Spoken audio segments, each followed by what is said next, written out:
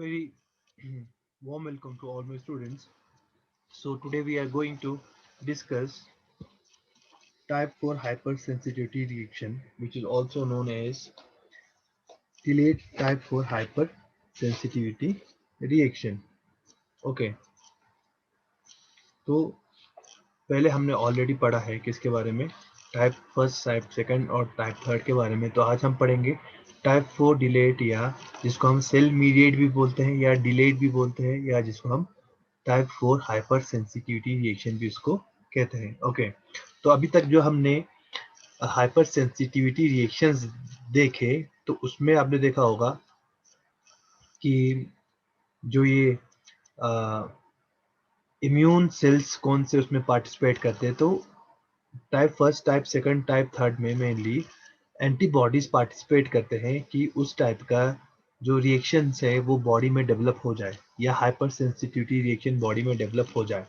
But यहाँ पे कोई भी एंटीबॉडी पार्टिसिपेट नहीं करता है। यहाँ पे मेनली सेल मीडिएटेड है। कौन सा सेल? मेनली जो टी सेल्स है। और अगर हम स्पेशली या जनरली देखेंगे तो जो टी हेल्पर सेल्स है वो टाइप 4 हाइपर सेंसिटिविटी रिएक्शंस क्या करता है कराता है, या इसकी वजह से ये चीज होती है। Okay, so type 4 hypersensitivity reaction is also known as delayed or cell mediated hypersensitivity.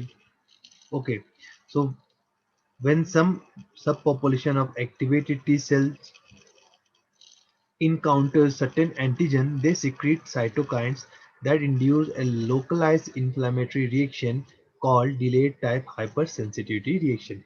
तो जब कोई एंटीजन टी हेल्पर सेल के साथ इनकाउंटर करता है तो कुछ साइटोकाइंस प्रोड्यूस होते हैं। ठीक है, ये जो टी हेल्पर सेल है साइटोकाइन प्रोड्यूस करता है, और वो साइटोकाइन क्या करता है, एक लोकलाइज इन्फ्लेमेटरी रिएक्शंस डेवलप करता है उस पर्टिकुलर पर्सन में। तो उस टाइप के इन्फ्लेमेटरी रिस्पॉन्स को हम क्या बोलते हैं? Delayed type hyper sensitivity, that is DTH। Okay, तो यहाँ पे देखो, delayed type hyper sensitivity is a function of T lymphocyte and not antibody. तो यहाँ पे एंटीबॉडी पार्टिसिपेट नहीं करेगा उन तीनों की तरह। यहाँ पे जो पार्टिसिपेट करता है वो है T lymphocyte. Okay, mainly T helper cell and general occasionally T cytotoxic cell. Okay, so the reaction is characterized by influxes of non-specific inflammatory cells, particularly macrophages. तो जब वहाँ पे साइटोकाइन रिलीज होंगे तो वो साइटोकाइन क्या करता है? वो साइटोकाइन कुछ नॉन इन्फ्लेमेटरी सेल्स है उनको अट्रैक्ट करता है अपनी तरफ। तो उन नॉन इन्फ्लेमेटरी सेल्स में मेनली आता है मैक्रोफेजेस। तो मैक्रोफेजेस जहाँ पे साइटोकाइन रिलीज हो रहा है उसकी तरफ अट्रैक्ट हो जाएगा, और मैक्रोफेजेस पर्टिकुलरली उन सेल्स का इनगल्फमेंट करेगा। अगर इनगल्फमेंट नहीं होता तो वो कुछ लिटिक एंजाइम रिलीज करता है जो सराउंडिंग में जो नॉर्मल टिश्यूज है उनको भी वो इंजरी पहुंचा सकता है। Okay, so it starts hours after contact with the antigen and often lasts for days. ठीक है, तो ये कब स्टार्ट होगा? जब एंटीजन हमारे बॉडी में एंटर होता है तो ये कुछ घंटे बाद स्टार्ट होता है, या कभी कभार दिन भी लग जाते हैं जो रिएक्शन है वो डेवलप होने में। ठीक है, और अगर एक बार स्टार्ट हो गया तो कभी कभार ये कहीं हफ्तों तक या कहीं दिनों तक ये हमारे बॉडी में रिएक्शन करता रहेगा। ओके, तो इसीलिए इसको डिलेड टाइप भी कहा जाता है, क्योंकि इसको एक जो हाइपर सेंसिटिविटी रिएक्शन है वो डेवलप होने में टाइम लगता है। Okay, so it is can be transferred by immunologically committed T cells, not by serum. तो ये मेनली जो ये हाइपर सेंसिटिविटी रिएक्शन है वो ट्रांसफर कैसे होता है? Immunologically committed T sales. ठीक है, अगर हम किसी और बंदे का सीरम हम डोनेट करेंगे या ट्रांसफर करेंगे, तो अगर उस सीरम में टी सेल्स अगर एक्टिवेट होंगे मेनली या सिंथेसाइज होंगे, तभी उस बंदे में ये जो टाइप 4 हाइपर सेंसिटिविटी रिएक्शन है वो डेवलप हो सकता है, या उसमें हमें देखने को मिल सकता है। वरना सीरम की तरह, जैसे कि सीरम में बहुत सारे इम्यूनोग्लोबिन होते हैं जो ऑलरेडी एक्टिवेट होते हैं, तो ये सिंथेसाइज्ड अगर टी सेल्स होगा तभी वो दूसरे बंदे में हाइपर सेंसिटिविटी रिएक्शन डेवलप कर सकता है। ओके, तो जो principal pattern of immunological response to variety of intracellular microbiological agents, तो ये क्या है? एक प्रिंसिपल पैटर्न है किसके लिए? एक इम्यूनोलॉजिकल रिस्पॉन्स है ठीक है। तो to variety of intracellular microbiological agents, ठीक है, जो सेल के अंदर रहते हैं, जैसे कि अगर हम वायरस बैक्टीरिया की बात करेंगे तो माइकोबैक्टीरियम है, ठीक है, माइकोबैक्टीरियम ट्यूबरकुलोसिस, ठीक है, जिसको हम टीबी बोलते हैं। देन माइकोबैक्टीरियम लिपरी है, जैसे ही वैसे ही ब्रुसिल्ला ओबोटिस, तो ये कुछ बैक्टीरिया से। अगर हम फंजाई की बात करेंगे तो न्यूमोसिस्टिस कार्नी है, हिस्टोप्लाज्मा कैप्सुलेशन है, देन कैंडिडा एल्बिकन्स है, तो ये कुछ फंजाई की बात कर रहे हैं। अगर हम पैरासाइट्स की बात करेंगे तो लेशमानिया है, और अगर हम वायरसेस की बात करेंगे तो इसमें आता है herpes simplex virus, HSV, then variola, measles and, तो ये कुछ वायरस है। Variola is the virus of smallpox causing small pox.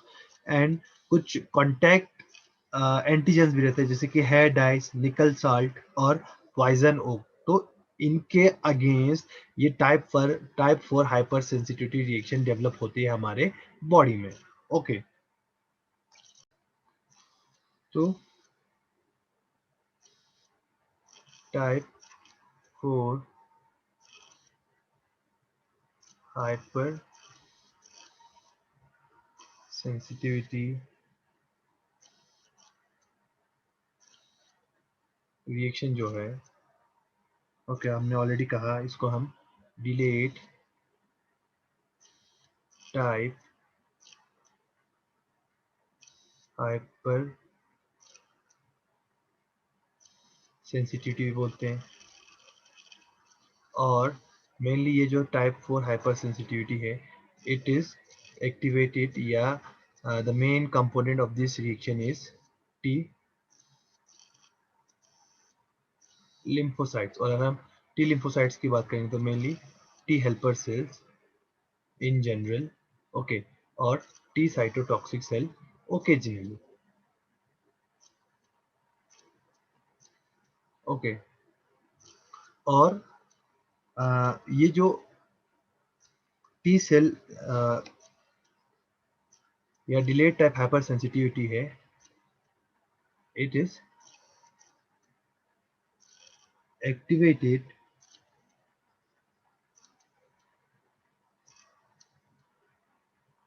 After 24 hours, या कभी कभार बहुत कई दिन भी लग जाते हैं। ओके,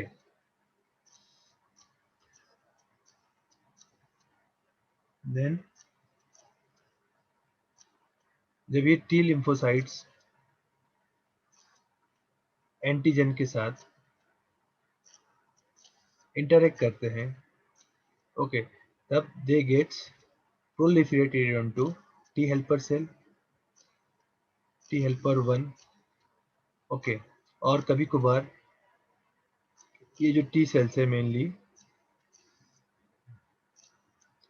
टी साइटोटॉक्सिक सेल्स में भी वो डिवाइड हो जाते हैं। Okay, so DTH tissue damage is mediated by T helper cells and macrophages but not by antibodies। तो यहाँ पे जो ये DTH है, ये जो सेल्स को डैमेज पहुंचाता है या टिश्यूज को डैमेज पहुंचाता है, तो उसमें मेनली जो टी हेल्पर सेल है वो रिस्पॉन्सिबल है, और दूसरा मैक्रोफेजेस, ठीक है। T helper cells and macrophages are responsible for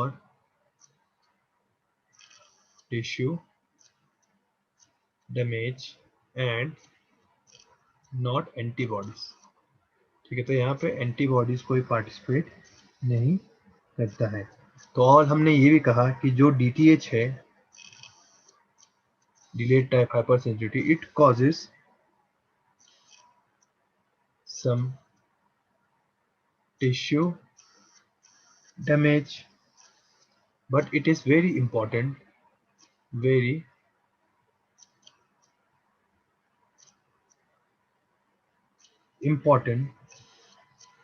defense mechanism defense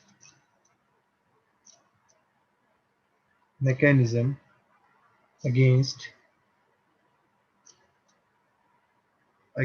intracellular microorganism, intracellular microorganism such as, जो मैंने आपको ऑलरेडी कहा, that is mycobacterium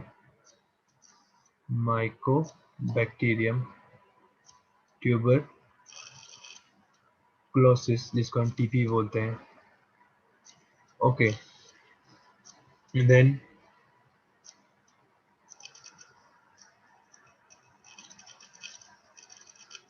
दूसरा है, इसी में अगर हम किसी वायरस की बात करेंगे तो हर्पीज सिंप्लेक्स वायरस है. ओके, और दूसरा है, इसी में अगर वायरस की बात करेंगे तो वेरियोला विच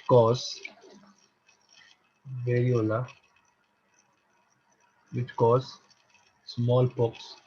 ओके, अगर हम इसी और वायरस की और एक वायरस की बात करेंगे तो मीजल वायरस, जो मीजल कॉज करता है. ओके, देन अगर हम किसी फंजाई की बात करेंगे, ठीक है, तो फंजाई में आता है न्यूमोसिस्टिस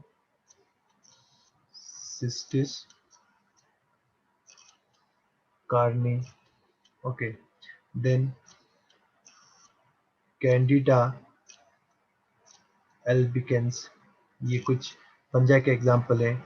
अगर हम पैरासाइट की बात करेंगे इंट्रासेलुलर, तो उसमें आता है लिशमानिया. और अगर हम कुछ कॉन्टैक्ट एंटीजन की बात करेंगे तो कुछ कॉन्टैक्ट एंटीजन की वजह से भी ये जो टाइप 4 हाइपर सेंसिटिविटी रिएक्शन होता है. तो अगर हम इसकी बात करेंगे कॉन्टैक्ट की, तो कॉन्टैक्ट में आता है हेयर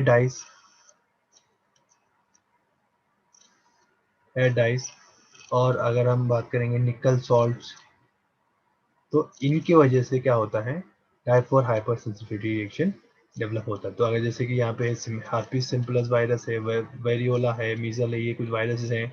न्यूमोसिस्टिस कार्नी, पैरासाइट है लेशमानिया, कैंडिडा एल्बिकेंस, ये दोनों क्या है, these are the fungi. Parasite की बात करेंगे तो लेशमानिया है. देन कॉन्टैक्ट एंटीजन की बात करेंगे तो हेयर डाइस है, निकल सॉल्ट्स है. ओके, सो तो ये जो हाइपर सेंसिटिविटी रिएक्शन है वो कुछ नुकसान तो पहुंचाता है, बट साथ साथ में ये एक बहुत इफेक्टिव इम्यूनोलॉजिकल रिस्पॉन्स है इंट्रासेलुलर एंटीजेंस के लिए. ओके,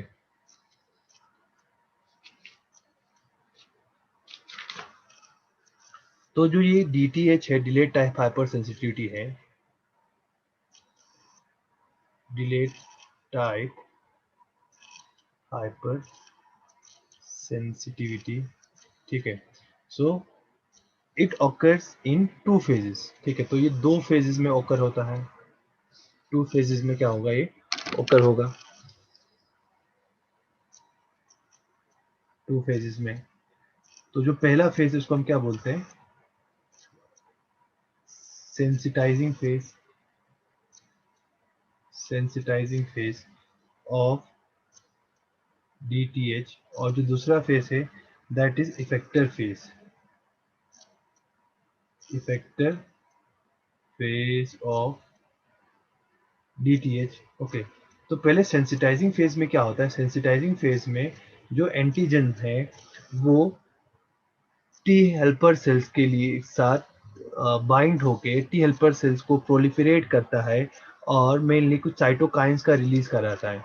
देन उसके बाद जब वही एंटीजन नेक्स्ट सेकेंड टाइम उसी सिंथेसाइज टी हेल्पर सेल के साथ वो इंटरेक्ट करेगा, तो जो टी हेल्पर सेल से वो कुछ साइटोकाइंस रिलीज करता है, इंटरल्यूकिन्स रिलीज करता है या कीमोकाइंस रिलीज करता है, जो मैक्रोफेज सेल को अट्रैक्ट करके लेके आएगा टी हेल्पर सेल के पास. और जो सराउंडिंग टिश्यूज है उसको या तो फेगोसाइटोसाइज कर देगा या सराउंडिंग में जो भी टिश्यूज है उसको इफेक्ट पहुंचाएगा. ओके, तो हम पहले देखेंगे सेंसिटाइजिंग फेज में क्या होता है.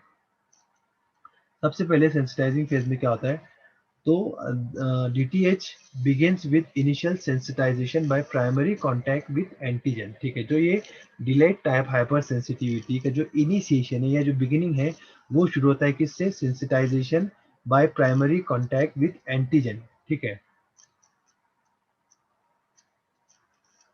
Sensitization of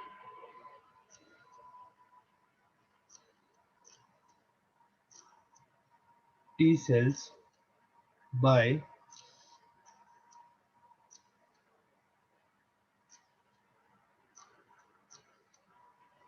primary contact with antigen. Okay. So at first antigen is processed and presented by antigen presenting cells to CD4 T cells, ठीक है। तो सबसे पहले जब अगर आपके बॉडी में कोई एंटीजन या कोई वायरस या जो भी है अगर आपकी बॉडी में एंटर हुआ, अगर हम वायरस की बात करेंगे या हम किसी बैक्टीरिया की बात करेंगे, तो वो आपके बॉडी में एंटर होगा थ्रू एनी सोर्सेज। ओके, कि बॉडी में एंटर हुआ,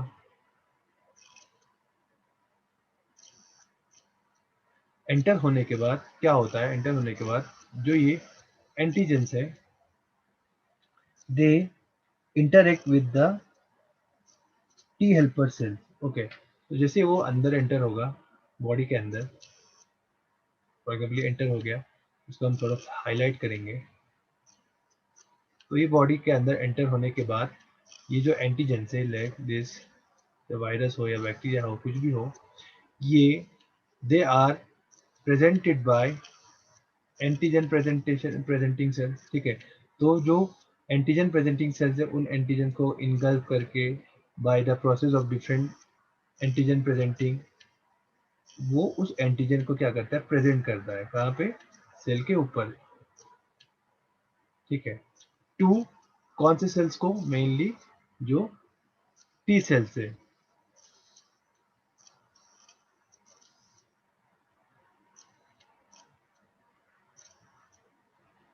टी सेल्स को।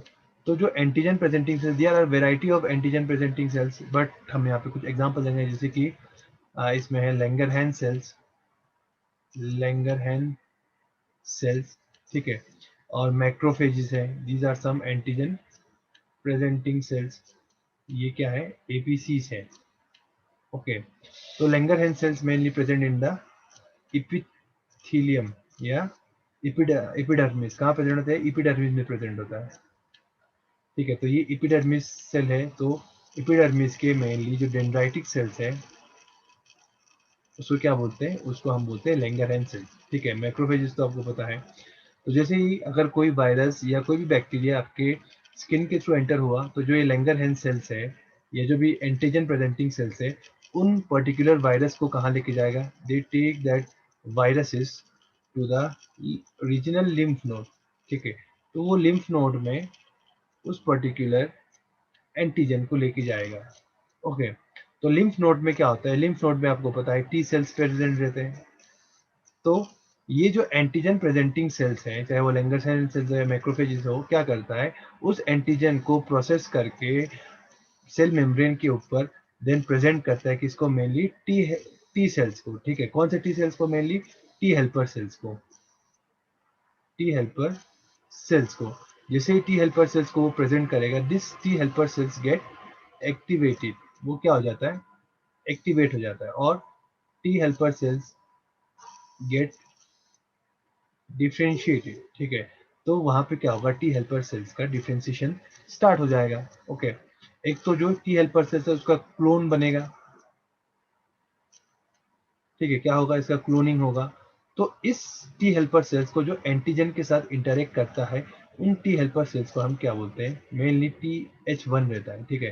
तो उन टी हेल्पर सेल्स को हम क्या बोलते हैं, उनको बोलते हैं sensitize, sensitize T helper cells, क्या बोलते हैं, सेंसिटाइज टी हेल्पर सेल्स। अब ये जो टी हेल्पर सेल्स से दे गेट्स सिंथेसाइज्ड, ठीक है, अब वो सिंथेसाइज्ड हो गए, सेंसिटाइज हो गए। ओके, और जैसे वो सेंसिटाइज होंगे तो वो कुछ साइटोकाइंस रिलीज करते हैं, साइटोकाइन रिलीज करते हैं। तो ये साइटोकाइन क्या करता है, इनका फिर से और प्रोलिफरेशन कराता है, इनका क्लोनिंग कराता है। ओके, और साथ साथ में इसी मैक्रोफेज को वो क्या करते हैं और फर्दर एक्टिवेट करके जो MHC सेकंड मॉलिक्यूल है, MHC सेकंड मॉलिक्यूल, उसके थ्रू एंटीजन को और प्रेजेंट कराते हैं। ओके, तो यहाँ तक हो गया। इस फेज तक हम क्या बोलते हैं, सेंसिटाइजिंग फेज। तो सेंसिटाइजिंग फेज में क्या होता है, CD4 T cells are activated to form T helper cells. Okay, then during this T helper cells are clonally expanded by binding with MHC second molecule carrying antigens by appropriate APC.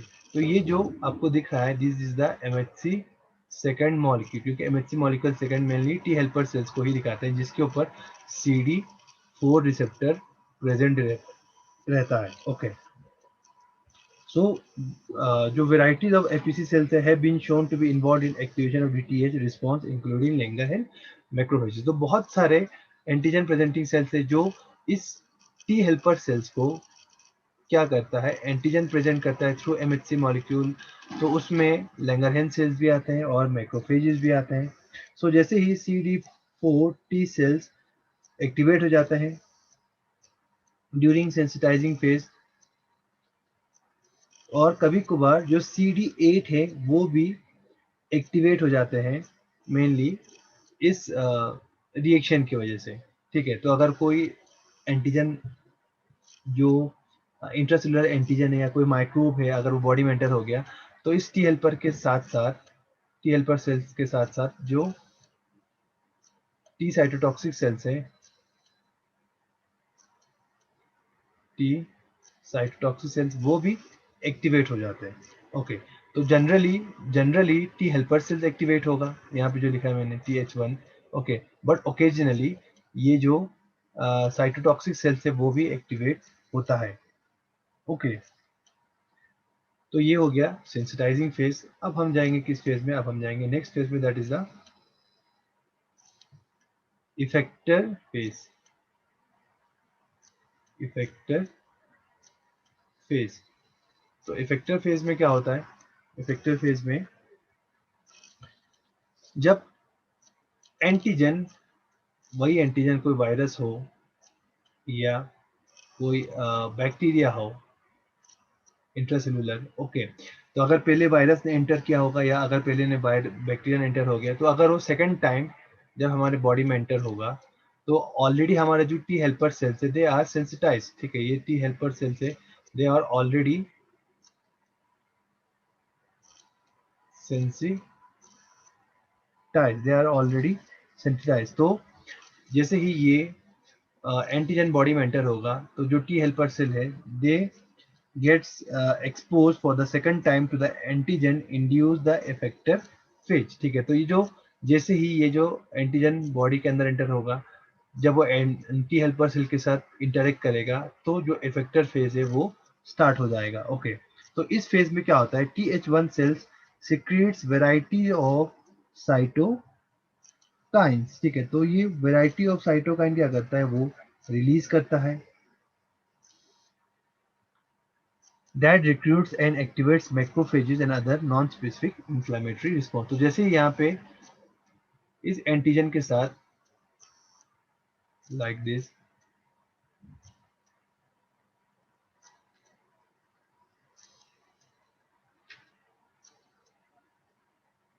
ये antigen है, तो जैसे ही antigen हमारे T helper cell के साथ, जो sensitize T helper cells है, ठीक है, सेंसिटाइज टी हेल्पर सेल है, उसके साथ इंटरेक्ट करता है, तो इंटरेक्ट करता है, it secretes variety of cytokines. तो ये बहुत सारे साइटोकाइंस क्या करता है, सिक्रीट करता है।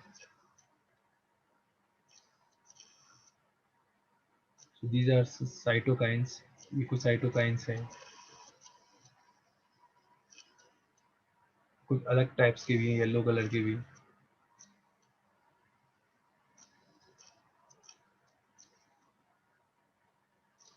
So it secretes some cytokines and chemokines that recruits and activate macrophages। तो ये जो साइटोकाइन रिलीज होंगे यहाँ पे, तो ये क्या करता है, जो मैक्रोफेजेस है उनको रिक्रूट करता है, फॉर एग्जाम्पल यहाँ पे एक मैक्रोफेज सेल होगा, तो वो इस साइटोकाइंस के थ्रू अट्रैक्ट हो जाएगा किसके पास, एस टी हेल्पर सेल के पास।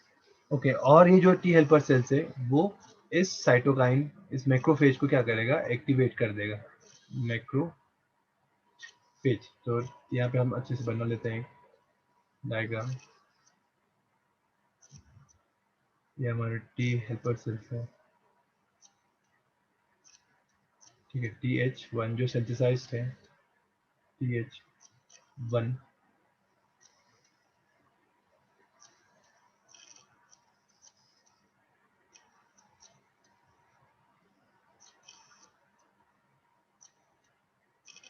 TH1 ओके, जो सिंथेसाइज्ड है। और यहाँ पे हमारा मैक्रोफेज है जो अब इसकी तरफ अट्रैक्ट हो गया है।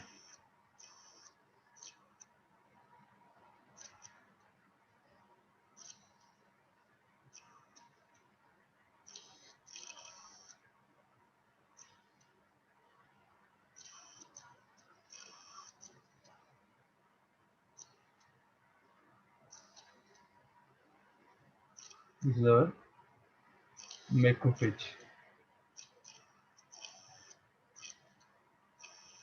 तो जो ये साइटोकाइंस आपको दिख रहे हैं, तो इसमें क्या क्या साइटोकाइंस आते हैं, जैसे कि अगर हम साइटोकाइन की बात करेंगे तो इसमें आता है interferon gamma, IFN gamma.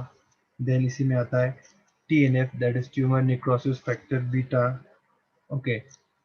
Interleukin 2, interleukin 3, then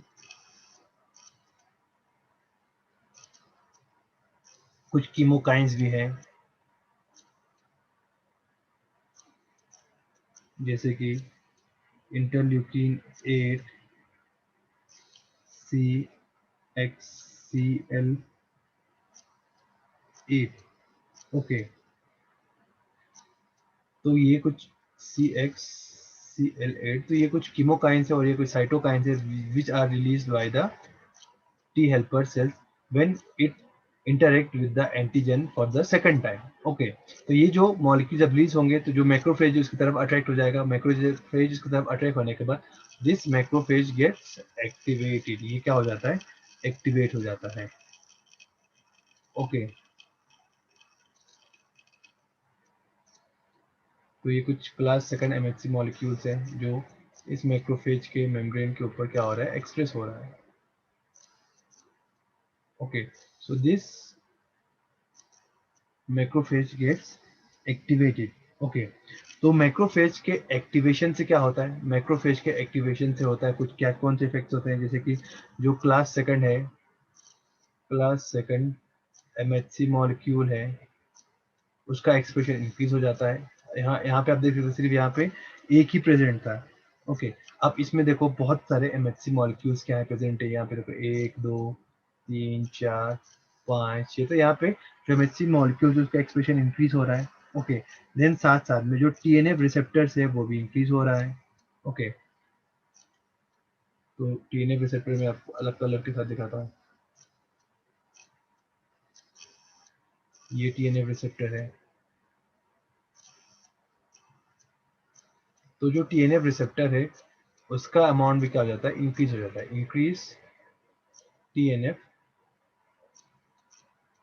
receptor, then increase oxygen radicals।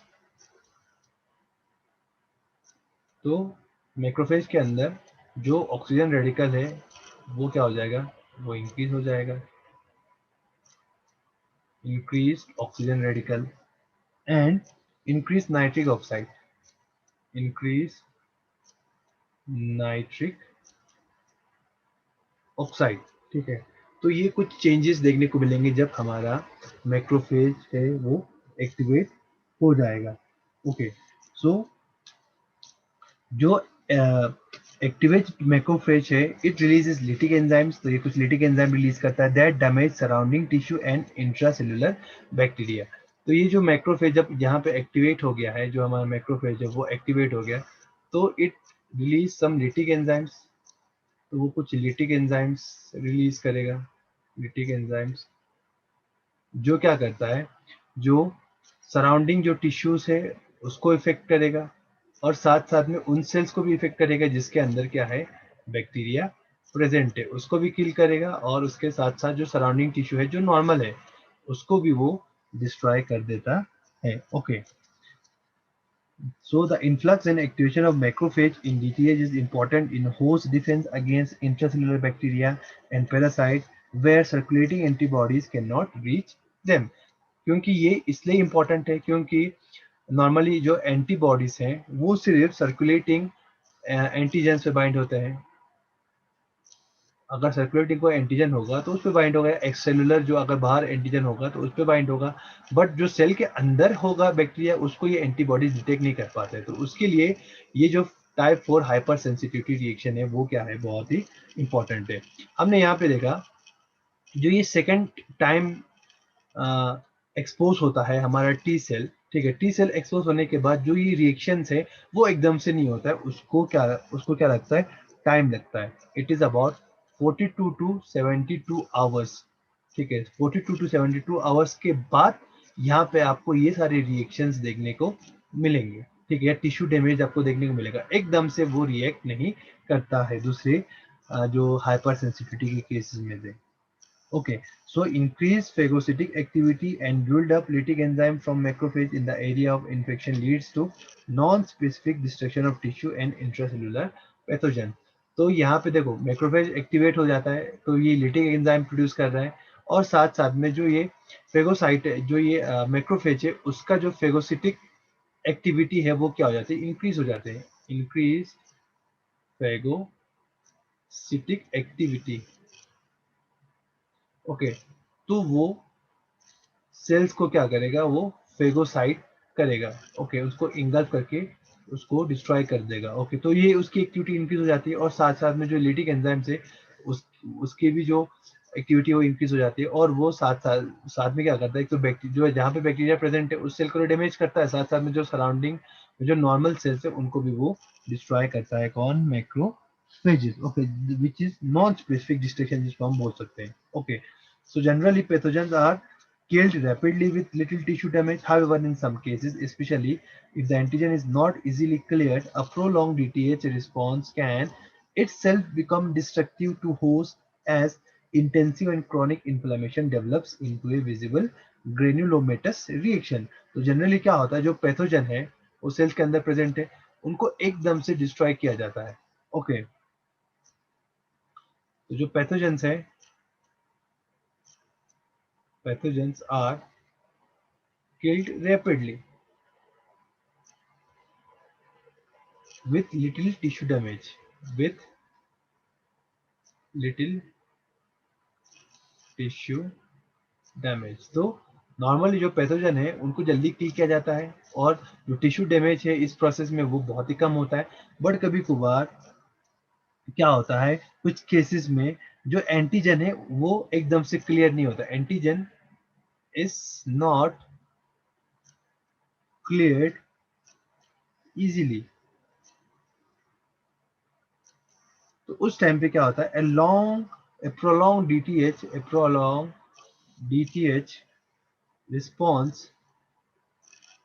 itself becomes destructive। तो एक प्रोलॉन्ग डीटीएच रिस्पॉन्स वहां पे देखने को मिलता है, और ये जो प्रोलॉन्ग डीटीएच रिस्पॉन्स है वो क्या है, वो बहुत ही डिस्ट्रक्टिव है। ओके, डिस्ट्रक्टिव है होस्ट के लिए, mainly it causes chronic inflammation, ठीक है, तो क्रोनिक इन्फ्लामेशन वहां पे देखने को मिलता है जहाँ पे प्रोलॉन्ग डीटीएच रिस्पॉन्स आपको देखने को मिलेगा, ठीक है, उसके साथ साथ इसी क्रोनिक इन्फ्लेमेशन के साथ साथ आपको एक ग्रेनुलोमेटस रिएक्शन भी देखने को मिलेगा, ग्रेन्यूल्स वहां पे फॉर्म होते हैं,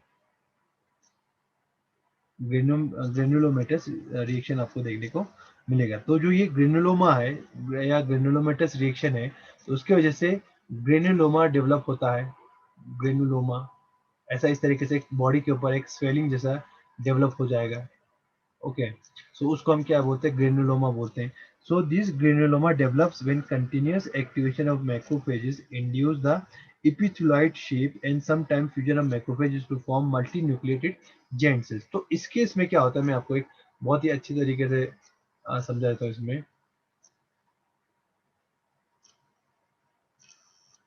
फॉर एग्जाम्पल ये हमारा टिश्यू है,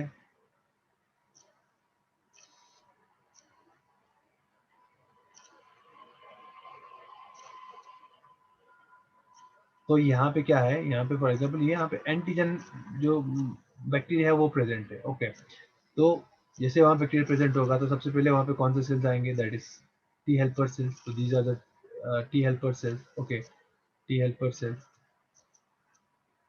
टी हेल्पर सेल्स वहाँ जमा हो जाएंगे।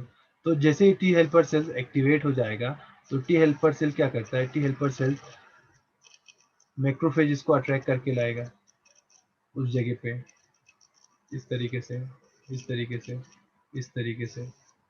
ओके, तो ये जो मैक्रोफेजेस है, तो इस स्ट्रक्चर को, जहाँ पे मैक्रोफेज, टी एच सेल और जो हमारा नॉर्मल टिश्यू है जो प्रेजेंट है, तो इस स्ट्रक्चर को हम बोलते हैं इपिथेलॉइड शेप। ठीक है,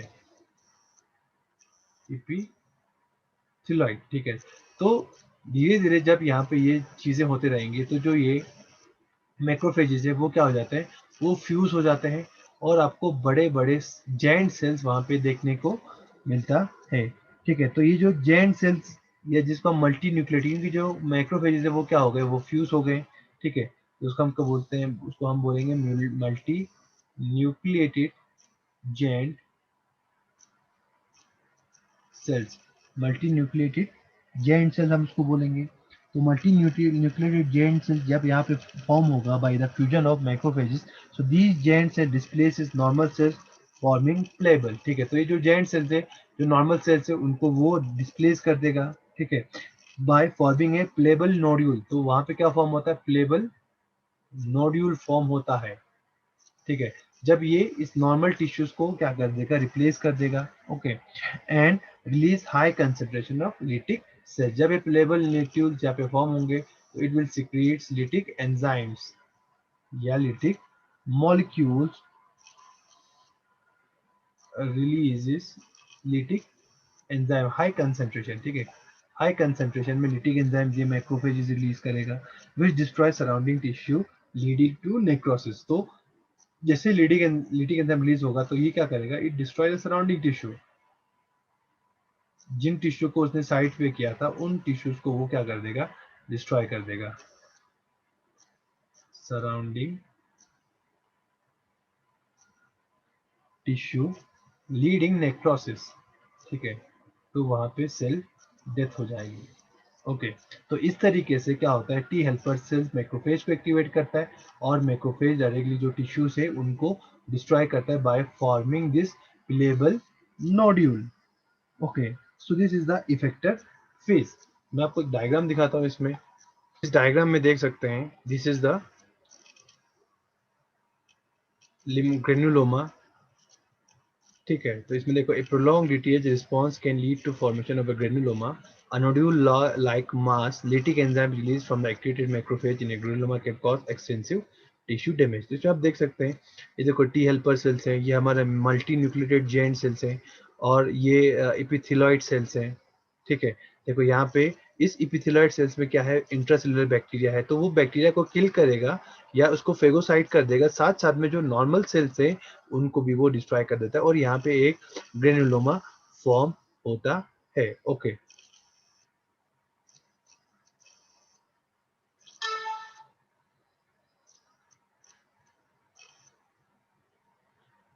सो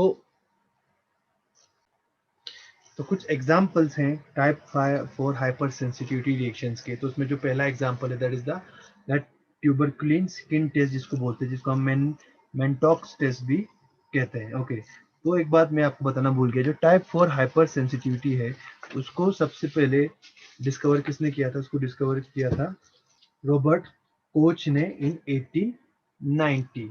ओके, तो उसने क्या किया, एक पर्सन जो इन्फेक्टेड था माइकोबैक्टीरियम ट्यूबरक्लोसिस से। ठीक है, तो which developed a localise inflammatory response, तो उसको उसने जब इंजेक्ट किया एक इंट्राडर्मली एक ट्यूबरक्लिन ट्यूबरकुलिन एक रिएक्शन जिसको कहते हैं, ठीक है, या एक माइकोबैक्टीरियल जो कल्चर है उसका एक फिल्ट्रेट उसने डिराइव करके उस पर्सन को इंट्राडर्मल जिसको इंजेक्ट किया, तो वहाँ पे एक स्वेलिंग जैसा हो गया जिसको उसने नाम दिया ट्यूबरकुलिन रिएक्शन। तो उसके बेसिस पे उसने ये जो टाइप 4 हाइपर सेंसिटिविटी रिएक्शन है वो उसने बताया। ओके, तो जो ट्यूबरकुलिन रिस्पॉन्स क्या होता है, when an injection of tuberculin beneath the skin causes reaction in individual exposed to tuberculosis or tuberculosis vaccine. जब हम एक ट्यूबरकुलिन है, ट्यूबरकुलिन एक माइकोबैक्टीरियम का एक्सट्रैक्ट है, जब उसको हम इंजेक्ट करते हैं स्किन के नीचे, तो अगर कोई किसी बंदे को ट्यूबरकुलोसिस है तो उस पे आपको ग्रेनुलोमा देखने को मिलेगा,